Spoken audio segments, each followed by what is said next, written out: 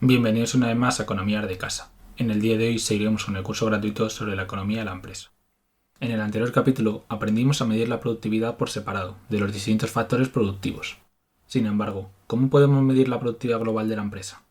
Para calcular la productividad global de la empresa debemos valorar todos los factores utilizados en una unidad de medida común, como pueden ser los euros u otras unidades monetarias, ya que no se pueden sumar el número de máquinas con el número de trabajadores, porque son magnitudes totalmente diferentes.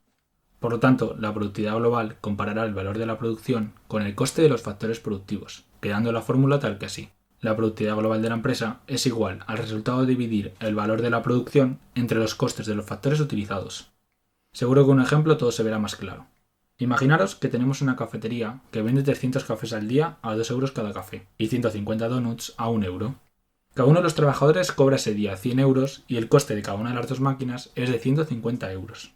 Con estos datos tenemos que calcular la productividad global. En primer lugar, tenemos que calcular el valor de la producción. En este caso, la empresa vende 300 cafés y 150 donuts. Si multiplicamos la cantidad vendida por sus precios, es decir, 300 cafés por 2 euros y 150 donuts por 1 euro, obtenemos que el valor de la producción es de 750 euros al día. Una vez hecho esto, en segundo lugar, tenemos que calcular el total de los costes. Para ello, multiplicamos los factores que usamos por sus precios de coste. En este caso 3 trabajadores por 100 euros al día y 2 máquinas por 150 euros al día. Esto nos da un coste total de 600 euros al día. Es decir, a la empresa le cuesta producir los cafés y donuts 600 euros y los vende por 750.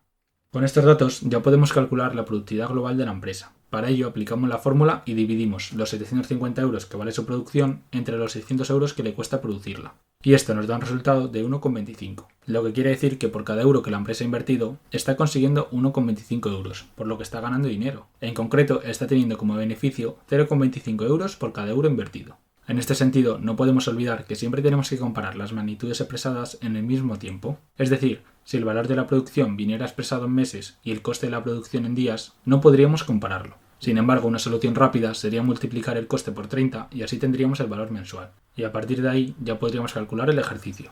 Con todo esto me despido por hoy. Cualquier duda o sugerencia, por favor déjalas en los comentarios para que pueda responderlas. Nos vemos en el próximo vídeo.